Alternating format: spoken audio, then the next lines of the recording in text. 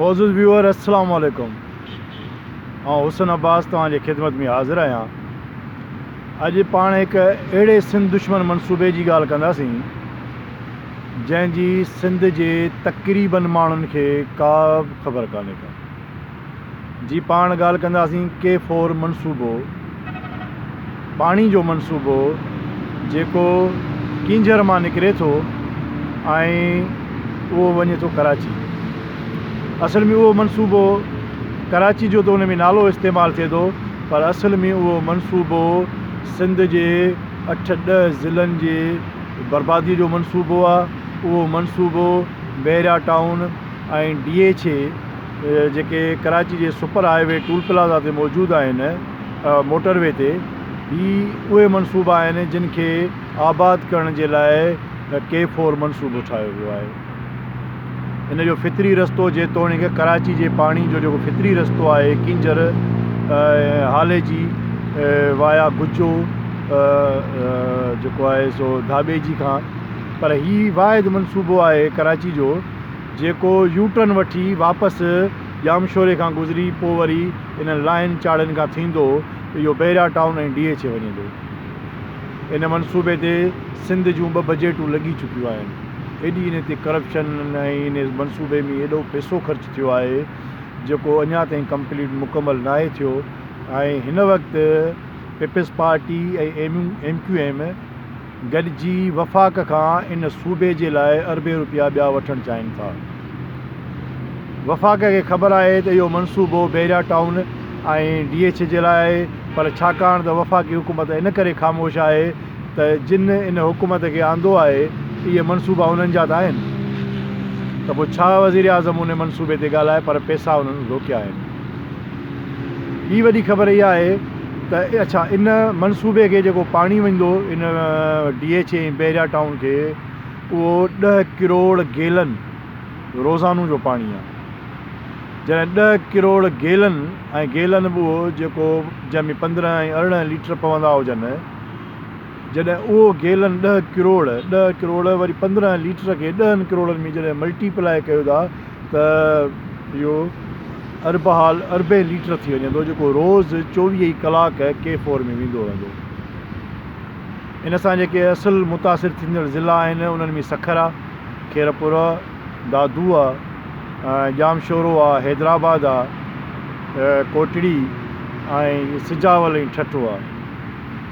मौजूदा वक़्तु ठठे जे माण्हुनि खे पीअण जे लाइ 1 गिलास जी बि इजाज़त कान्हे का इन पाणीअ मां।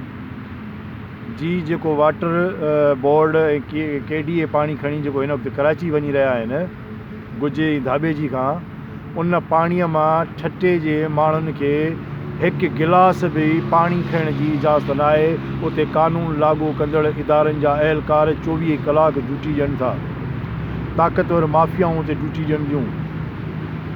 हाले जी ढंढ मां जेको स्टील मिल जो पाणी वञे थो, उहा हिकिड़ी वॾी लाइन आहे जेका हिन वक़्तु कानून लागू कंदड़ इदारनि वटि आहे, उहे उन ते क़ाबिज़ आहिनि। उहो असल में टैंकर माफ़िया जो लाइन आहे। उहा टैंकर माफ़िया इन धाबेजी जे पाणीअ मां सॼे कराची खे पाणी विकिरो कंदी आहे। उहो टैंकर माफ़िया पर धाबेजी आस पास जेके रहंदड़ माण्हू आहिनि उन्हनि खे धाबेजी जे ढंढ ते बीहण जी बि इजाज़त कान्हे का। ऐं इन सॼे ॾोह में ठठे जा जेके पीपल्स पार्टी सिजावल जा जेके MNA MPs ऐं सेनेटर आहिनि, इहे उन्हनि जो ॾोह आहे। ख़बर न आहे त पीपल्स पार्टी खे सिंध सां अलाए कहिड़ो वेर आहे, ज़रदारी साहिब खे छो चिड़ आहे सिंध सां, सिंध जे माण्हुनि सां। उहो ॿियनि सूबनि जे माण्हुनि खे दावतूं ॾेई ऐं उते जेको आहे सो उन्हनि खे ज़मीनूं ख़रीद त कराए थो, पर पंहिंजनि माण्हुनि खे पीअण जो पाणी बि न ॾींदो। व्यूअर्स, इहो इंतिहाई अहम मामिलो आहे। इन्हनि 4-5 ज़िलनि में खूनी बर्बादी ईंदी, मुआइशी बर्बादी ईंदी, उते ज़रई बर्बादी ईंदी, ऐं इहो कालाबाग डैम खां इंतिहाई वॾे में वॾो ख़तरनाक मनसूबो आहे। सिंध जूं सियासी पार्टियूं इन ते ख़ामोश आहिनि। GDA जी बि कंप्रोमाइज़ आहे इन ते। GDA बि चाहे थी त इहो मनसूबो बैरिया टाउन ऐं DH वारो जेको आहे इहो बिल्कुलु ठहे, छाकाणि त इहे बि इन ॾोह में शामिलु आहिनि। GDA जो कोई इन ते बयानु न आयो आहे अॼु ताईं। GDA चाहे त इहो मनसूबो हिकु ॾींहं में बंदि थी सघे थो। को कोर्ट बि न वञी सघिया आहिनि, न त कोर्ट बि वॾो फोरम आहे, छाकाणि त मलक रियाज़ आहे। 460 अरब रुपया सिंध जे ज़मीनुनि जा हिकिड़ो माण्हू खायो वेठो आहे, फ्रॉड कयो वेठो आहे। ऐं इन ते जेको आहे सो सिंध जूं समूरियूं धुरियूं ख़ामोश आहिनि। सिंध जे आम माण्हुनि खे खपे त इन जे लाइ जागरता पैदा कनि। सिंध जे आम माण्हुनि खे खपे त उन ते आवाज़ु उथारनि ऐं सिंधी मीडिया खे मजबूर कनि त K4 मनसूबे जा जेके नुक़सान आहिनि, जेके सिंधी माण्हू भोॻींदा, सिंध जा शहर भोॻींदा, सिंध जा ॻोठ भोॻींदा, ज़मीनूं ऐं मन जेको आहे सो वस्तियूं वाहण भोॻींदा, उन जे असरनि खां आम माण्हुनि खे वाक़ुफ़ु करे।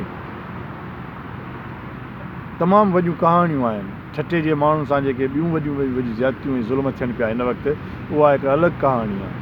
पाण उन ते ज़रूरु ईंदासीं। जीअं मलक असद सिकंदर साहिब खे हिननि चुप कराए छॾी। मलक असद सिकंदर जी औकात ई कान्हे का जो उहो ॻाल्हाए सघे, उन में जुरत ई कान्हे का। इहा जुरत कंहिं बि सिंध जे MNA MP में न आहे।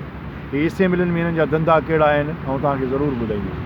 मुंहिंजे चैनल खे सब्सक्राइब कयो, लाइक कयो, इन सां मुंहिंजो हौसलो वधंदो। तव्हां सभिनी जी महिरबानी। पाण वरी हिकिड़ी नई स्टोरी सां तव्हांजी ख़िदमत में हाज़िर थींदासीं। अल्लाह हाफ़िज़।